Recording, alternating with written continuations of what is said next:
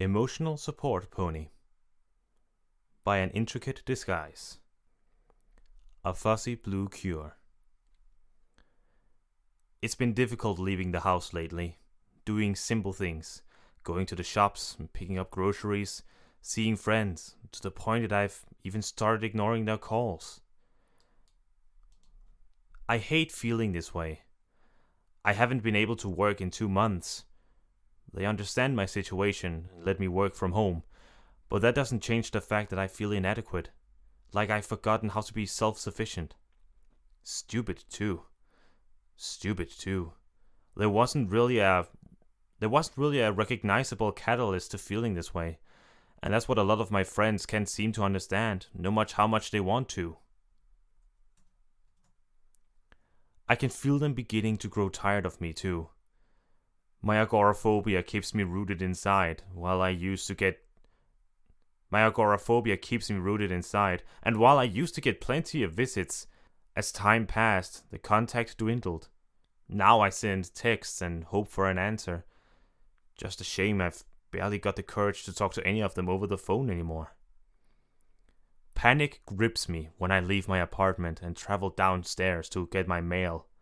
When I go to the store to pick up my food, my toiletries, my cigarettes, talking to the same server I've been going to for 3 years makes my throat close up, my heart thunder like a racehorse. It's horrible. I understand that the fears are irrational, don't even know where they're from, but they persist all the same.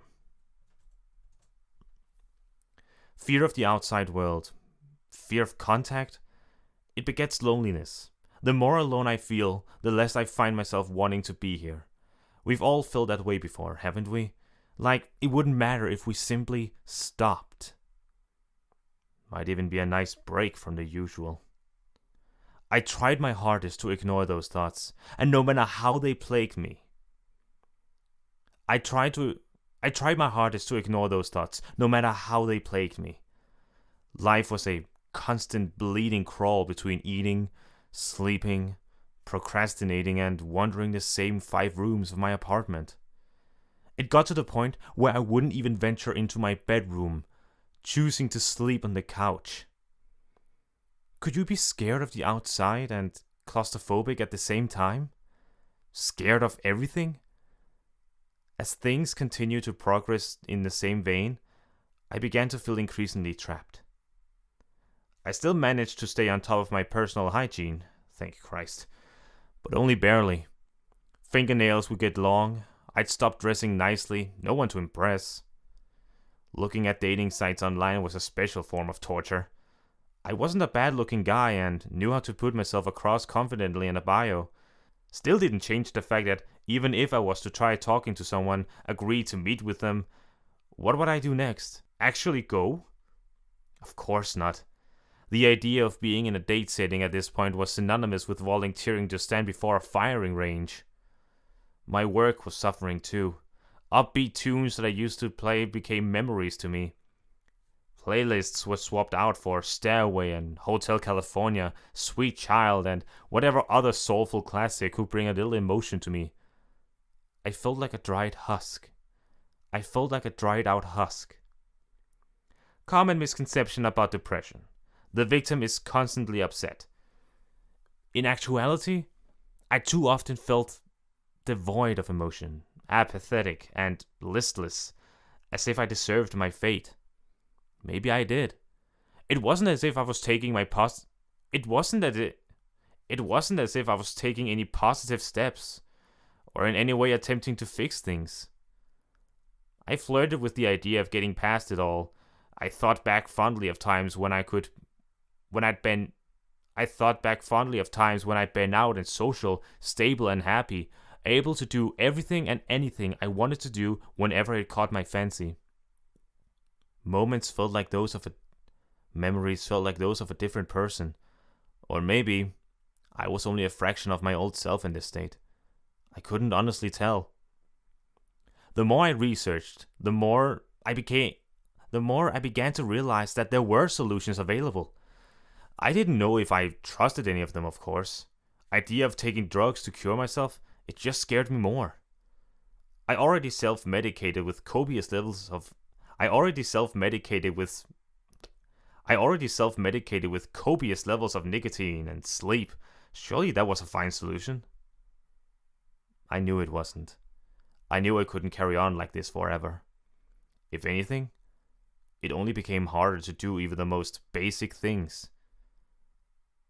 There'd be nothing left of me at this rate. So, I drummed up the courage to book a doctor's appointment. It wasn't something I wanted to do, and I hesitated for a solid 20 minutes before dialing the number. Almost hung up while I was on hold, too. What if they said no after all? What if they couldn't help me, and I put myself out there for nothing, only to have my glimmer of hope immediately dashed, and realize that there really was no way to crawl out of this pit? Silly irrational fears, and I knew it. I shut them out. I maintained conviction as best I could, and forced myself to book an appointment. Describing my symptoms over the phone had felt like I've been stripped naked and was being inspected by a probing, attacking light. But it was soon done. It was all set up, and now, even through the feeling that I was sifting through the malaise of my own neurosis every time I so much as decided to run through the steps of how I go about doing this, I still persevered. I could do this. Couldn't I? Day of the appointment came quickly. Days often do when you no longer keep a schedule. I got myself dressed and ready, actually put on something other than loungewear for once. Light blue jeans and a dark orange tee, nothing special. Teeth brushed, hair clean, it was time to brave the sunlight. Sounded ridiculous in my head, probably would to anyone else too, but it really was a task for me to persist. I felt as if I could be swallowed up at any moment. Miss the security of my home where nothing could get me. Doctors worried me too. That was an irrational fear. Doctors were there to help you, to make you better. Why should I have been worried? Because doctors could also be the bearer of terrible news. We can't fix your issues. There's nothing we can do for you. Multiple times I had to force myself not to turn tail and head home. Crossing roads was an issue, mainly the waiting as I hoped the light would turn. I didn't like being still. Sensory stimuli caused my mind to race. Loud noises spooked me. I felt on a hair trigger all the way to my local physician, ready to be set off.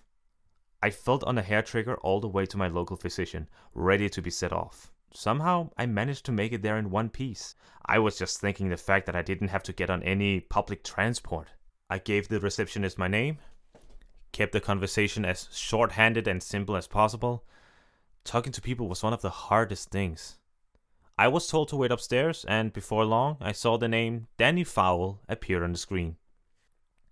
Room 12, it said, and I headed through the corresponding door. Even general physicians carried a strange smell about them. It wasn't as severe as hospitals, but everything was so sterile. Only saving grace about this place was no one actually died here. No morgues or crematoriums to be constantly aware of in the back of my head.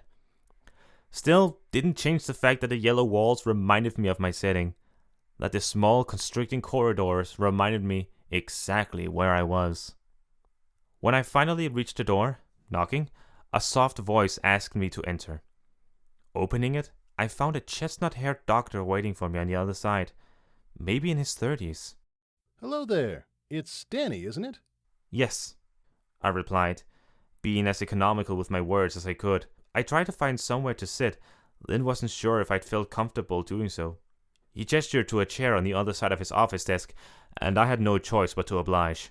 I'm here because I've been feeling very boxed in lately. I'm not really sure how to describe it. Yes, I've already had the chance to go over the form you submitted over the phone. As I understand it, you're ranking on the severe level for anxiety, and have moderate symptoms of depression. Now, there are a few options available to you, Danny, and some that I'd highly recommend should you be looking to deal with this swiftly and get back on your feet. His voice was smooth, almost calming. It helped to quieten the heartbeat in my ears.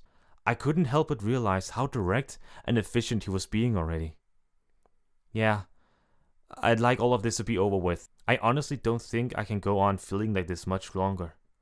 Now, I will explain to you that there is medication I can prescribe in order to regulate your serotonin output and relieve the symptoms of both anxiety and depression, SSRIs, but it may take some time to find a specific drug that you find works best for you.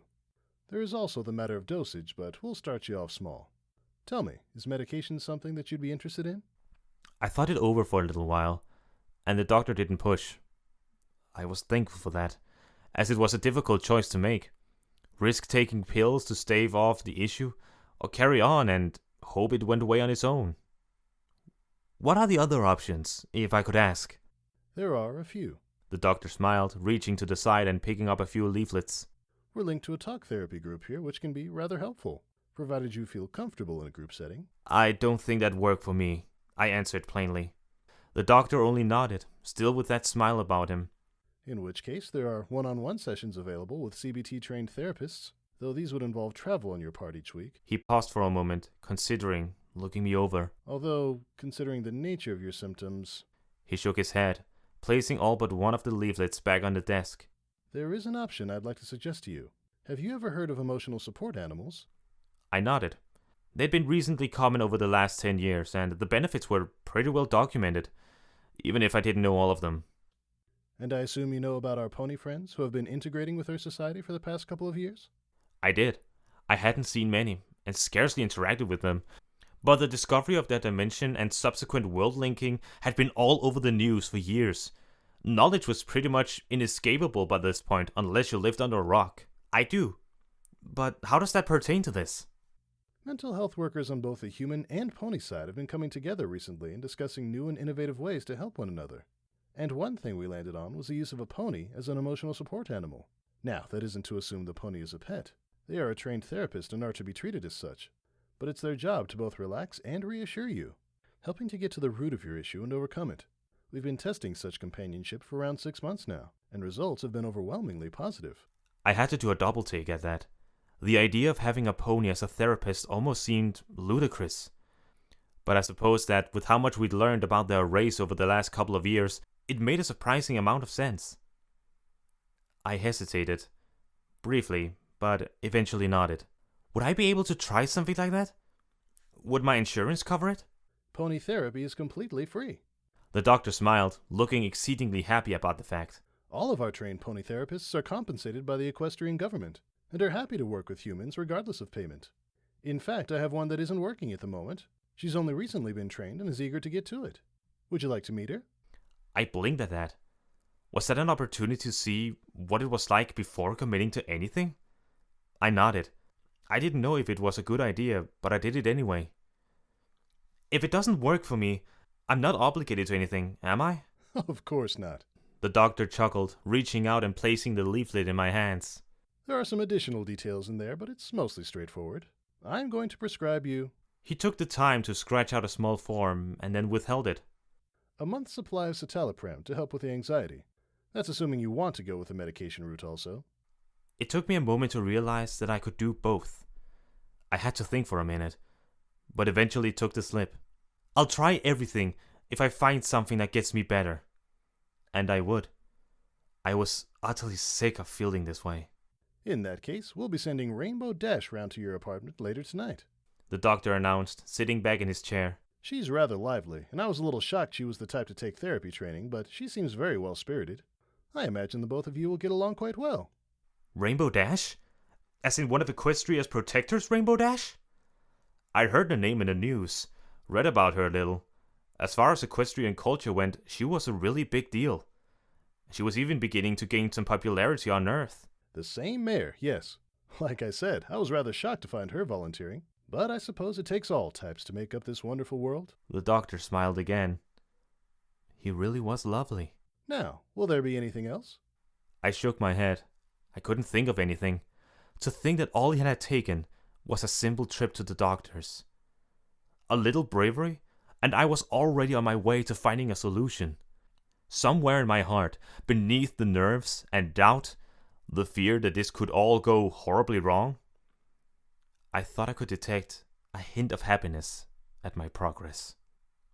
I'd been frantically cleaning for the last 2 hours. I didn't even keep that messy of a living space, but holy hell, Someone was coming over. Not just someone, something. Something famous and important. And they were coming here for me. I'd had hours to think back over agreeing to this, and hours to regret it since. I knew it would probably be healthy for me, that I'd likely feel better for having tried. But that didn't make things any less stressful here and now. Worries gripped me by the throat and refused to let go. I'd taken my first pill after picking up the prescription from the chemist's. Somewhere in my head, some irrational part of me had hoped that there'd been an instant effect, that taking one would just bounce me straight back to normal. Even some vague placebo might have helped. But that was illogical. I knew how these pills worked. I read into them before. It'd take a while for them to start leveling me out, and if anything, things might have been a little more difficult at first as my brain and body adjusted to the difference. I heard a knock at the door as I was straightening out the living room rug, and instantly crumbled it again without meaning to. It was a hard knock, pretty forceful, and as I did a couple of circles in the room, making sure everything was in order, I realized I still had the duvet on my couch. It was obvious where I was choosing to sleep, and that made me look like some kind of lowlife. I didn't have time to fix it, however. I rushed to the door, opening it in a flurry, and a small fluffy Pegasus stood on the other side. Rainbow mane, blue fuzz, a winning smile on her face. She didn't beat around the bush, rushing up and taking wing and offering me a hoof to shake? Bump? Hey there! Name's Rainbow Dash. You've probably heard of me, but that doesn't matter. I'm here to make you feel great again. Her wings fluttered constantly as she spoke, and it stole my attention for a moment. I'd never seen something talk and fly before. Crazy stuff, so much that it almost distracted me from my nerves. Danny, I managed, choosing to go for a shake in the end. She was ridiculously soft. That was what I came away with after the second of contact. Great! Good to meet you and stuff. I'm happy to be here. She buzzed her way into the room straight afterwards, soaring straight over my head and casting her eyes about and biting her lip. Her gaze seemed to settle on the bedding for a moment, but she made no mention of it. Likely to spare my feelings. So, what do you want to do? I know I'm here to talk, but I'm really hungry. Yeah, flying builds up an appetite. Who'd have guessed? Want to cook something up and chow down? God, she was peppy. It was almost refreshing, as much as it was alarming. I wasn't used to this much focused energy being around me, ever, so hearing her speak and move at 1,000,000 miles a second was taking some adjusting to, but I was just barely managing to keep up. I felt disadvantaged, like I could slip up and worry myself too much at any moment. But she wasn't walking on eggshells with me, or rather, flying. I kinda liked that. I raised an eyebrow at her without meaning to. You want to cook with me? Sure. I haven't had a nice home-cooked meal in ages, dude. Don't eat meat, though. She remarked, sticking out her tongue at the mention. Cultural reasons, I guess. I nodded. That made sense. Ponies were herbivorous creatures. Feeling put upon to know what was in my fridge, I quickly ran through a mental checklist of what I had in stock, and settled on something I actually knew I could put together without going to the dreaded store. Are you happy with a vegetable curry? I could feel my heart rioting in my chest. What if she didn't like curry? What if I managed to alienate her in the first minute of meeting her? These were the thoughts I was all too used to. Instead, her eyes lit up, and she beamed at me. Sure. I love a curry, man. One of my favorite meals, actually. Couldn't get enough of it when I visited Malaysia. I blinked at that, finding the country to be pretty obscure. Knowing she was happy with my choice, hearing her mention it, it distracted me from my thoughts. You're pretty well traveled, huh? Rainbow Dash laughed, sitting down on the floor where she stood to just above my knee and splaying her wings, giving them a little fluff. You kinda get out of having to pay for plane tickets when you've got these bad boys, you know? Makes border control hit you just a little bit more, though. I laughed at that. Wow. I laughed at something someone said to me instead of forcing it to not appear awkward. She was so chilled and laid back. She wasn't treating me differently, even though she knew what was wrong with me. It was incredible. I ventured a smile, feeling like I was peeking my head out from a bunker with a good chance of it being shut off. Let's make curry, I said. It was all I needed to say. Let's! She agreed, instantly taking flight again, and I took a second to simply marvel at this creature flying around in my kitchen. She stirred pots while I was chopping, measured heat, and made sure the rice wasn't overboiling, helped me decide on which herbs and spices to put in a dish. And she kept that ceaseless energy about her at all times. It was almost intoxicating to watch, made me want to feel more alive. After a few minutes of silent cooking, besides the odd word about the meal, I finally ventured a question. I was curious by now, just from watching her demeanor, and needed to know. Why did you get into therapy, if you don't mind me asking? Because Came Rainbow's upbeat response as she continued to stir the food. I used to deal with the same thing. Constant fear of failure, performance anxiety, imposter syndrome, you name it. I've had it. I used to cope by overcompensating. She turned to me, leaving the wooden spoon in the pot and sitting on my counter, eye level with me. I'd pretend to be more confident than I was. Act like I was the best at absolutely everything and that I could never fail. But in reality, I was... Scared? I ventured when she trailed off. Worried that you'd come to something you couldn't blag your way through? You get it! She beamed, nodding her head. It was terrible. But I didn't know any other way to deal with it. I've not had it nearly as bad as some other ponies. Well, and people. But I still know what it feels like to not want to leave your room. To not feel like you can do anything without doing it wrong. It took me a long time to seek help. It took my Wonderbolt's captain referring me after a near mental breakdown. What happened? I asked, so invested in her story that I barely remembered to turn the heat down on the pots. The room felt temperate now. I wasn't sweltering. I wasn't scared. I was put up for promotion. First class Wonderbolt, which gave me a bunch of responsibilities. Had to do training, had to make sure that cadets were passing. I don't really know how to put it. She hummed to herself, head tilting. Me and my friends have had to save the world countless times. That's a pretty big deal. But I've always had them to rely on, you know? When things have been bad in those situations, we've always worked as a team. But with my issues, I kinda internalized them. And you weren't talking to anyone. I responded, almost by instinct. You didn't know how to tell people how you were feeling. That's right. She nodded. So, when it came to training these cadets, some of them weren't passing. I couldn't really cope with that.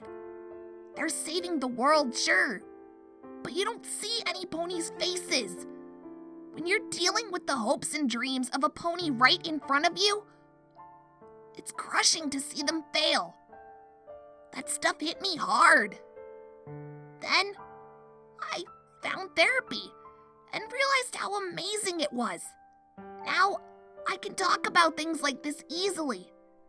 Now, I feel more confident in myself, and that's really legit.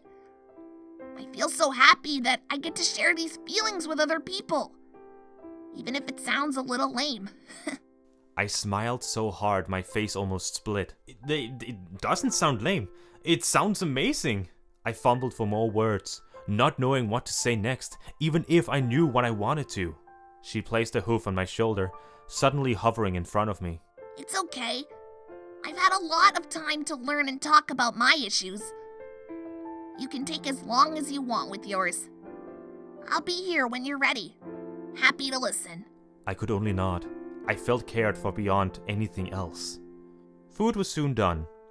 We ate in silence with Rainbow complimenting the taste and seriously wolfing it down. This is really, really good, she said after devouring most of my plate, while I was only halfway through. You're a pretty great cook, huh? It'd been a long time since I'd been able to make something for someone else. Maybe some of her cockiness was rubbing off on me, or maybe I was just feeling playful, because my response didn't sound like something I ever imagined myself saying in my current condition. I didn't even go all out. I laughed, taking another bite. Thanks though. It was a simple statement, but it was the most self-assured thing I'd said in ages. And her smile radiated as soon as she heard it. Well, next time, you're proving that. She took a couple more bites, clearly eager to get through more of it. Because honestly, if this is just the basics, I want to see what you can make when you put some effort in. I was quiet for a moment at that. I pushed my plate away, feeling full. I think it's been a while since I put any real effort into anything. I felt inadequate saying it, but it was the truth. What had I done that was praiseworthy in the last few months? I sighed, leaning back against the couch. It was only a matter of time before the feelings caught on. Rainbow dropped her spoon. She walked over to me, over to my couch, and placed her front hooves against my legs, staring up at me. Wipe that silk off your face, dude. You're okay. We're both okay. I promise. I had a hard time believing her, but the contact was nice. When I didn't respond, she took that as a cue to climb up on my leg, cuddling into me and curling herself into a little ball. There was a fluffy barrel against my stomach, hooves on my thighs, and big ruby eyes staring up at me. You'll get better, Danny. I promise. I'm going to be here until you get better. I'll visit every couple of days, just to make sure you're coming along nicely. She sat up then, wrapping her hooves around my back and nestling her head into my neck, giving me a short nuzzle. That's as long as you want me to keep coming over, of course. I couldn't help it. I hugged her back. It'd been so long since I had physical contact. I could feel sadness and elation gripping me in tandem, conjoined by a desire to cuddle the heck out of this sweet, caring pony who seemed so different on the surface. I pushed my fingers into her fur, feeling how soft she was, gently petting her and stroking through her mane. It calmed the drum of my heart, made me stop feeling the pump of my blood in my veins and listening for the silence in the air. Thank you, Rainbow Dash. Thank you for coming here and for being patient with me. I don't do patient very well. Rainbow snickered, still continuing to hug me. She squeezed me tighter, and for such a small pony, she really was rather strong. But I'll do it for someone who's having a hard time. That's what I'm here for. She drew back a little, that 20 seconds being one of the best I'd felt in a long time. That said, I'm not going to have you cooped up in this house forever. We're gonna be going places. She must have seen the sharp blink on my part as she instantly chuckled. Don't worry. Baby steps. We'll try going for a walk around the area soon. Get you some fresh air. Then, after that, maybe we can try dinner or something? We'll keep doing things like that. That and talking until you're totally out of this funk and back to being the super cool guy I can see in you already. You've got to learn to see that in yourself and let it shine to everyone else. I could actually feel tears in my eyes. It had been a long time since someone had put confidence in me, had simply trusted me to be the best I could be, and offered to help along the way. Is there anything I can do to pay you back for all this?